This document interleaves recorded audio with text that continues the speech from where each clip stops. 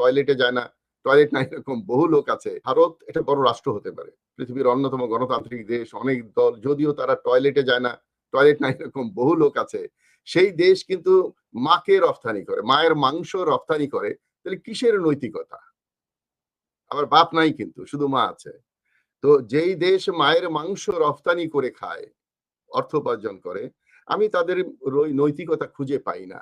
আমার প্রস্রাব, তারপরে গোবর, এগুলো খায়, মাথায় দেয়, পবিত্র করে, ঘরবাড়ি লেপাই করে, সেই মাকে তারা সম্পূর্ণভাবে বিক্রি করে দেয়। তো মাকে যারা বিক্রি করে তাদের নৈতিকতা কি হতে পারে? এই এক কথায় প্রকাশ করলাম যে ভারতের দালালেরা হুঁশিয়ার, হুঁশিয়ার।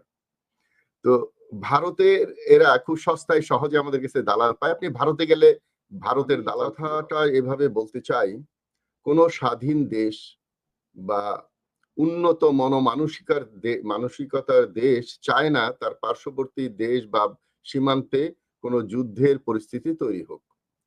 সবার সাথে একটা ভালো সম্পর্ক রেখে বাণিজ্য এবং অন্যান্য সহযোগিতা যেন পূর্ণ থাকে।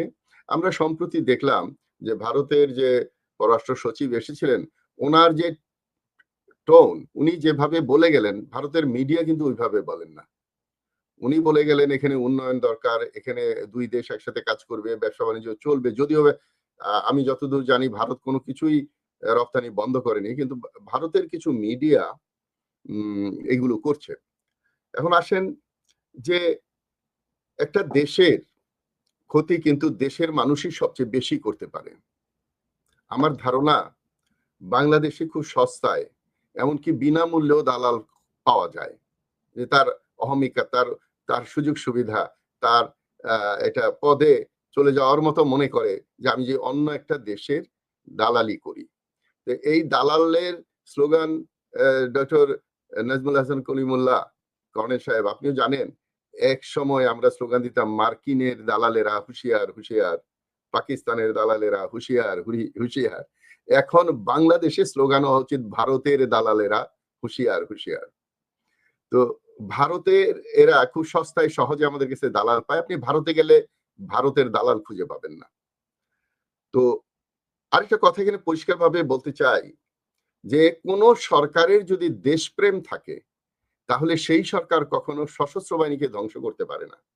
আর বাংলাদেশ সশস্ত্র বাহিনী এমন একটা বাহিনী যেই বাহিনীর জন্ম হয়েছে বাংলাদেশের জন্মের পূর্বে।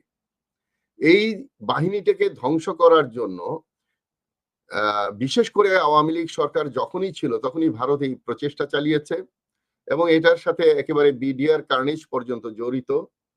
তো সশস্ত্র বাহিনীকে দুর্বল করে যে সরকার, সে কখনো দেশপ্রেমিক বা দেশের সরকার হতে পারে না।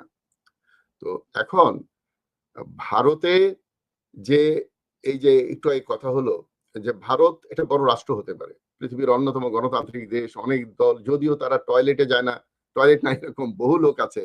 সেই দেশ কিন্তু মাকে রফতানি করে, মায়ের মাংস রফতানি করে। তাহলে কিসের নৈতিকতা? আবার বাপ নাই, কিন্তু শুধু মা আছে। তো যেই দেশ মায়ের মাংস রফতানি করে খায়, অর্থ উপার্জন করে, আমি তাদের নৈতিকতা খুঁজে পাই না। আমাদের দুর্ভাগ্য যে শুধু মাংস রপ্তানি করে বিষয়টা এমন নয়, চামড়া রপ্তানিতেও ভারত শীর্ষ মায়ের এবং সেই চামড়া। চামড়া দিয়ে একটু জুতো সংক্ষেপে বানিয়েও পরে করার জন্য, থাকেন। নাহলে তো আপনি তাগিদ দিবেন সংক্ষেপ করেন। আমি একটু সংক্ষেপে জাস্ট টাচ করার জন্য বলেছি। মায়ের পূর্ণাঙ্গই তারা এই মায়ের আহ প্রস্রাব, তারপরে গোবর, এগুলো খায়, মাথায় দেয়, পবিত্র করে, ঘরবাড়ি লেপাই করে, সেই মাকে তারা সম্পূর্ণভাবে বিক্রি করে দেয়। তো মাকে যারা বিক্রি করে তাদের নৈতিকতা কি হতে পারে? এই এক কথায় প্রকাশ করলাম যে যেটা বলছিলাম, দুর্ভাগ্য এই দেশের যে আমরা তো বন্ধু চেঞ্জ করতে পারি, কিন্তু প্রতিবেশী তো চেঞ্জ। এমন এক প্রতিবেশী পেয়েছি যাদের মধ্যে নৈতিকতা নাই, যাদের মধ্যে প্রকৃতপক্ষে মানব প্রেম নাই। তারা হিন্দু হিন্দু মৌলবাদ নিয়েই আছে এই সরকার, বিশেষ করে বর্তমান সরকার। দেখা যাক কি হয়। দেখেন যে অন্তর্বর্তী সরকারকে ভারত অবৈধ সরকার বলে তাদের মিডিয়া বলে, যে বর্তমানে যে সরকারটা আছে এটা অবৈধ সরকার। ইউনুস কাঁপছে, ইউনুস পালিয়ে যাচ্ছে, এই ধরনের প্রচার করেন। এবং আমাদের পতিত নেত্রী, পতিত পলাতক নেত্রী মিটিং করছে ওখানে বসে পলিটিক্যাল কার্যক্রম করছে, যেটাও নৈতিকতার মধ্যে পড়ে বলে আমি মনে করি না। তো ভারত আমাদের সরকারকে বৈধতা দিলেই সরকার বৈধ হবে, এমন মনোভাব ভারতের। এটাকে ভেঙে চুরে এই ইঞ্জিনিয়ার থোয়াই চিং মং শাকের মতো সাহসী মানুষরা ভারতের এই ধারণাকে চুরমার করে ভেঙে চুরমার করে দিতে হবে। তবে আমি আশার কথা এটাই যে ভারতের পণ্য ত্যাগ করে নিজের দেশের পণ্য ত্যাগ করার যে আন্দোলন এখানে থোয়াই চিং মাং তো মাঠে নেমে এরা করেছে, তাতে কিন্তু তাদের টনক নড়েছে। তো সুতরাং আমাদের এই বিষয়গুলো মানে চালু রাখতে হবে। এবং ভারত নয়, পাকিস্তান নয়, চীন নয়, আমেরিকা নয়, আমরা আমাদের মতো করে আমাদের দেশকে গড়বো। কেউ আমাদের গড়ে দিবে, কেউ আমাদের স্বাধীনতা এনে দিবে বা স্বাধীনতা রক্ষা করবে, এইগুলো আসলে ধোপে টেকে না। বাংলাদেশের মানুষকে সচেতন হতে হবে। আমরা যেন মীর জাফরের মতো আর দালাল না হই, মোস্তাকের মতো আর দালাল না হই। আমরা অনেক দালাল দেখেছি বাংলাদেশে। আমরা ভারতকে যত না শাসন করছি তার চেয়ে বেশি দালালদেরকে শাসন করা প্রয়োজন বলে আমি মনে করি।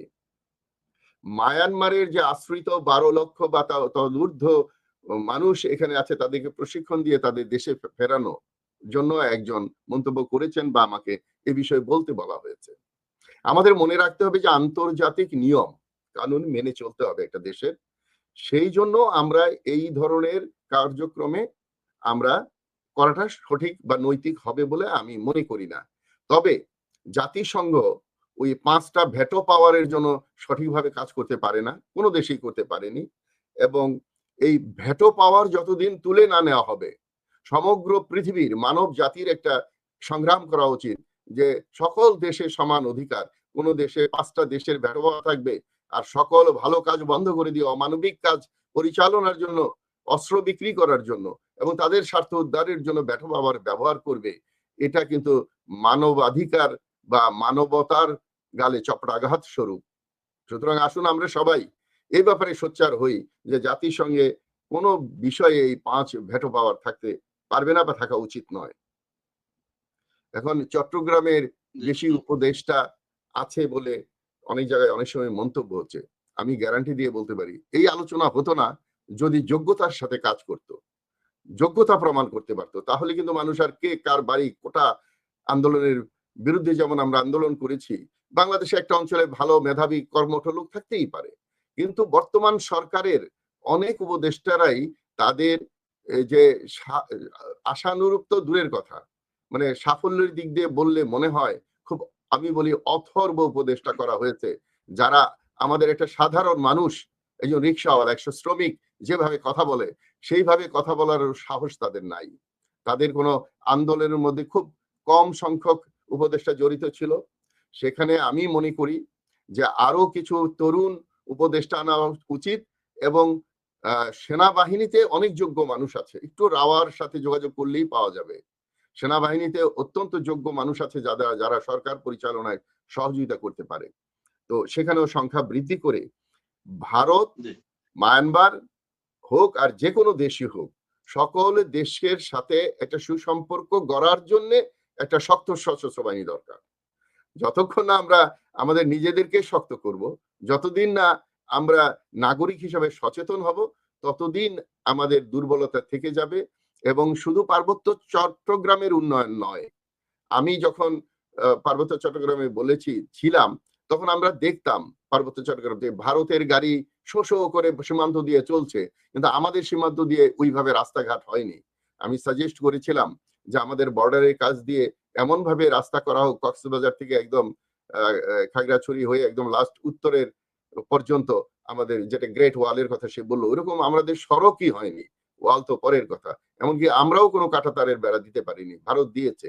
ভারতের এটা অনৈতিক একটা দেশের বন্ধুত্ব বলে যে তারা চালিয়েছে, এবং আমাদের দেশের মানুষ বলে আমরা স্বামী স্ত্রী, কিন্তু কে স্বামী কে স্ত্রী এটা কিন্তু এখনো চিহ্নিত হয়নি। এখন তো অনেকে আবার ঠাট্টা করে বলে স্বামী স্ত্রী তো একসাথেই এক দেশেই আছে, একসাথেই আছে। যাই হোক, দেশ কখনো স্বামী স্ত্রী হতে পারে না, দেশ কখনো রক্তের সাথে সম্পর্ক হতে পারে না। দেশই, দেশের নাগরিকরাই হলো এর প্রকৃত শক্তি। এবং আমি মনে করি যে সংস্কারের পরে আগামী নির্বাচন যেটা হবে সেখানে আমাদের জনগণের ভূমিকা অত্যন্ত গুরুত্বপূর্ণ। সেই সরকারকেই সেই মানুষকে বাছাই করতে হবে যারা সত্যিকার অর্থে দেশপ্রেমিক, এবং এই পরবর্তী সরকারের যে এমপিরা সংসদ সদস্য হবে তাদেরকে যেন উন্নয়নের কাজে সম্পৃক্ত না করা হয়, সেই ব্যাপারে আমাদের দল থেকেও আমরা দাবি জানিয়েছি। আশা করি আগামী নির্বাচনের যে সংসদ সদস্যরা হবেন, সেখান থেকে মন্ত্রী, এমপি, প্রধানমন্ত্রী, রাষ্ট্রপতি হবেন, সেখানে জনগণের একটা বড় ভূমিকা রয়েছে। সেখান থেকে আমাদের শুরু করতে হবে আগামী দিনের নূতন বাংলাদেশকে সুপ্রতিষ্ঠিত করা। ধন্যবাদ। জি, ধন্যবাদ জনাব আফসার।